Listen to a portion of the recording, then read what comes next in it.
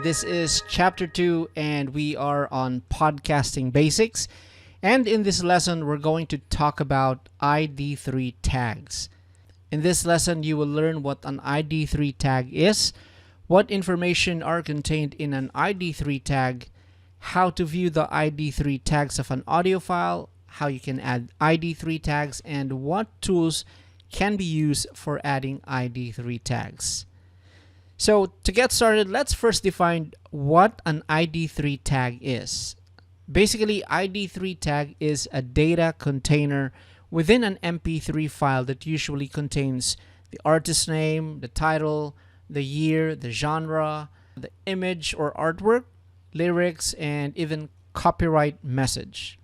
Now, one of the quickest way to view the ID3 tags in an audio file is to use iTunes. So if you have iTunes with you, let me go ahead and show it to you how to check out the ID3 tags in iTunes.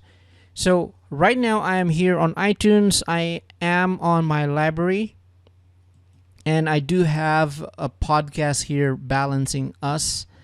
What I'm going to do is to view the ID3 tag. I'll just choose the episode, say for example, this family life, diversity, and different experiences.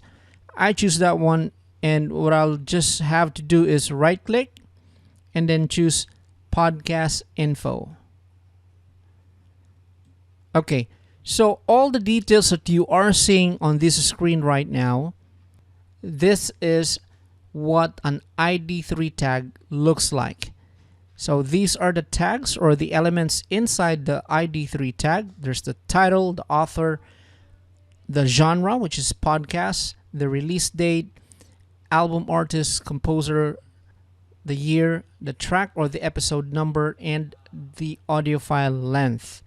Now, there is also, of course, the artwork, the description, as well as options that will show you the media kind and sorting and file, which will give you a lot of the information about the audio file, what bit rate it was exported on, and what the sample rate is, and what ID3 tag version is used for this specific file.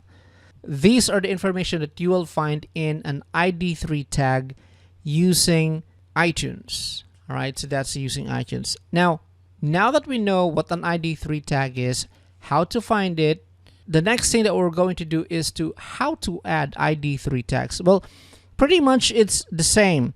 You can still make use of iTunes to add ID3 tags. Say for example, let me go and open a file. Okay, I have here an audio file that doesn't have any ID3 tags. I can actually go ahead and right click and open it with iTunes. Hey gorgeous, if you want success on your fertility journey, you've got to have the mindset for it. I'll just go ahead and pause it, and I'll go ahead and click on these three dots and then click on song info.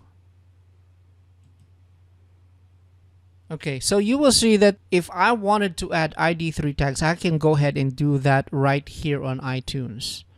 Now there is also a different ID3 tagging tool that you can use. It's also free. It's called MP3 tag, and that's what I'm going to show you right now.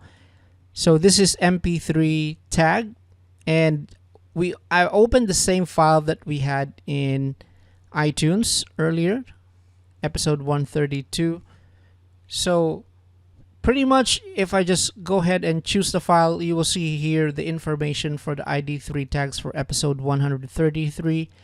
If I'm going to add ID3 tag for episode 132, since this is actually produced in the same way, the same format, same audio details like bit rate and stuff like that.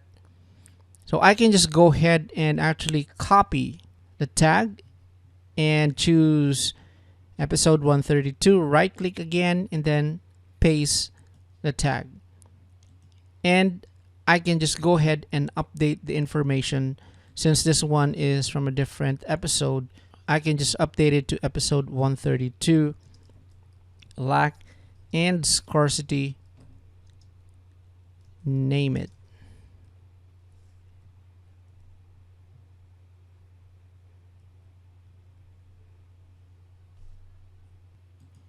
Okay, now what you will notice is that for the cover art, the image file is 1400 by 1400, which is actually the minimum dimension for the cover art that is required by Apple Podcasts.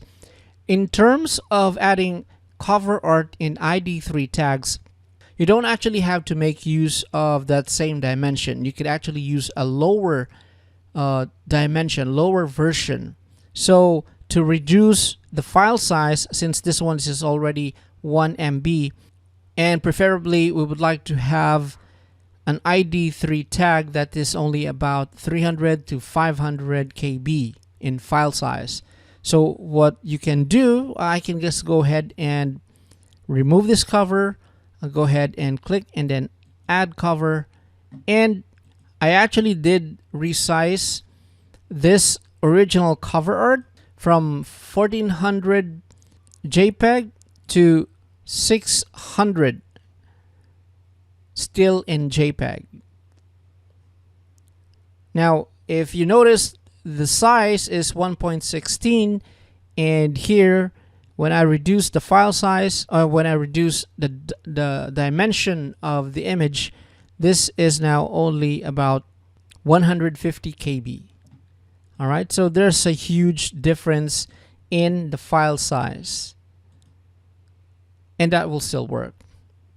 Okay, so that is basically how you can go ahead and add ID3 tags to your podcast files using MP3 tag and also using iTunes.